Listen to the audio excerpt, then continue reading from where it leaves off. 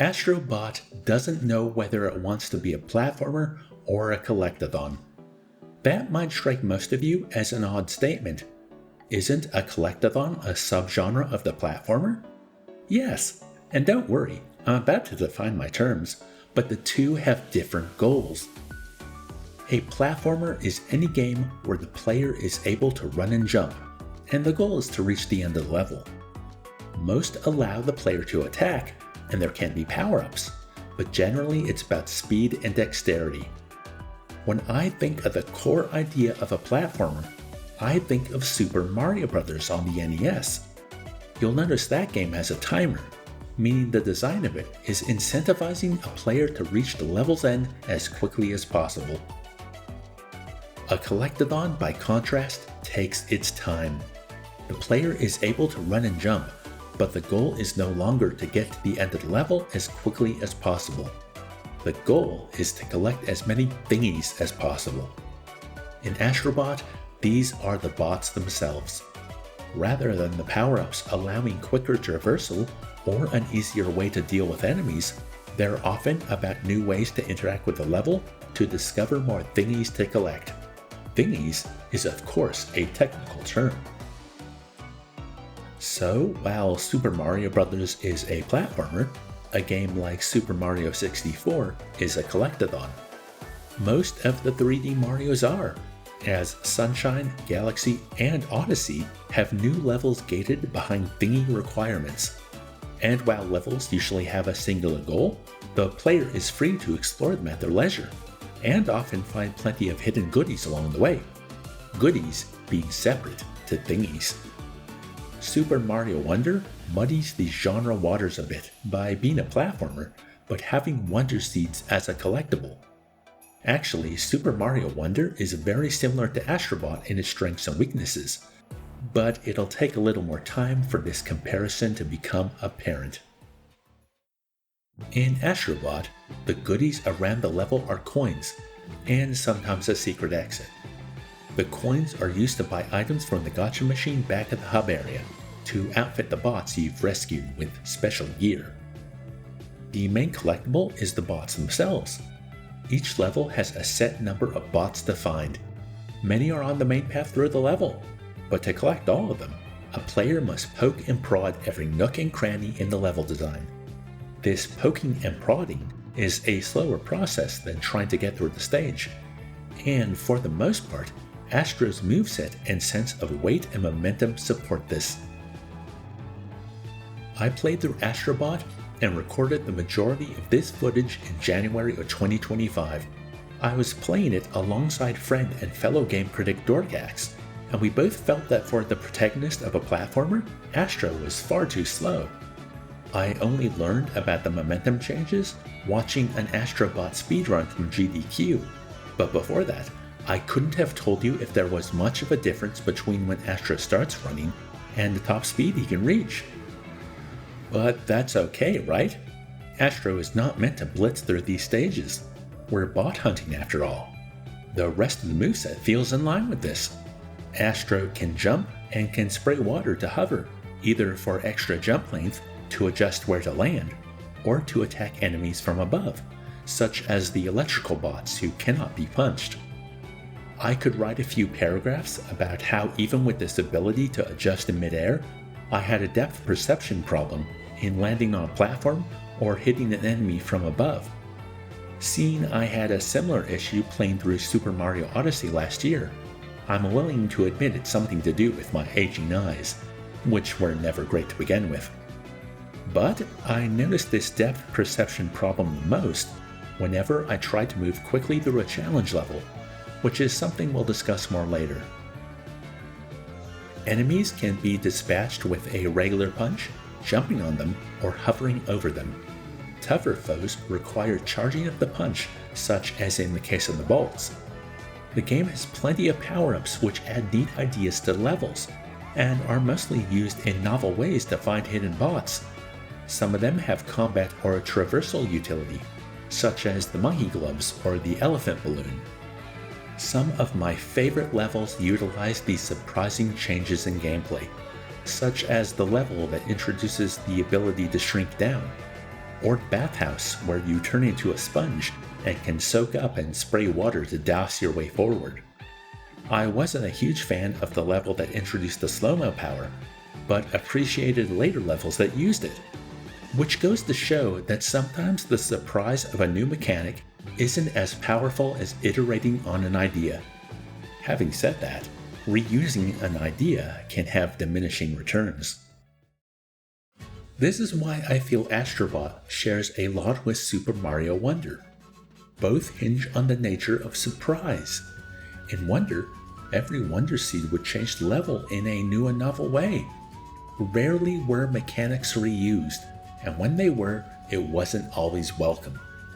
A player might not have enjoyed when this idea was used the first time. Meanwhile, other ideas felt like entire games could be built around them. Instead, they were treated as an interactive throwaway, a mechanical cul-de-sac. Astrobot's added mechanics feel more explored through reuse and challenge levels than anything in Super Mario Wonder. But it's like they were built for exploration rather than challenge or speed, which is why their use in the speedrun and challenge stages can be so frustrating. Let me see if I can explain why. I knew I wanted to talk about Astrobot's controls and how it felt to play, so before starting to write this script, I began a new game and spent a session playing through the first world. I found it fun and well put together, but I wasn't having a great time. It felt fine, but I had played it before, and I knew what each level had in store for me. The joy I felt upon my first play was no longer there because the game could no longer surprise me.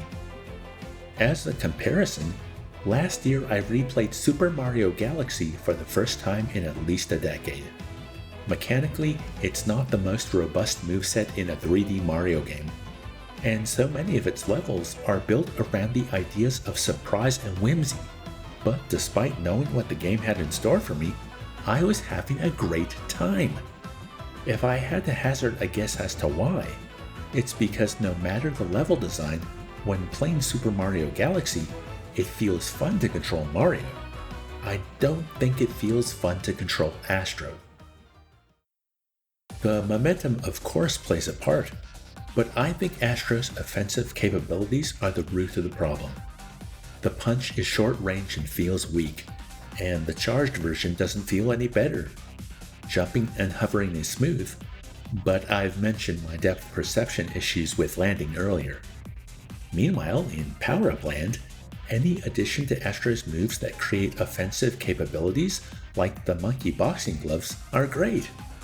It's enjoyable to attack with the left and right triggers on the controller, and the game knows this, creating enemies like the Russian nesting dolls to pummel over and over again. Heck, even the one-off stages where Astro plays like another Sony game feel better because the mechanics are built around this new moveset, like being able to shoot as Nathan Drakebot. But even if the power-ups change the annoyances of basic combat for the better, the biggest reason the combat sucks is because Astro dies in one hit.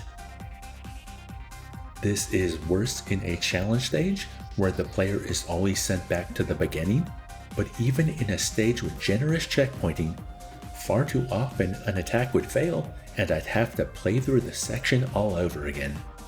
The short-range punch and the depth perception problem, plus the sluggish momentum of the character, means that every combat encounter elicited a groan out of me instead of a sense of enjoyment. One wrong move, a stray attack, or the feeling that the game was screwing me over would mean I'd have to try again at a challenge I wasn't enjoying in the first place. It's an impediment to searching out hidden bots. That a good chunk of the bots are hidden behind speedrun or challenge stages just exacerbates this frustration.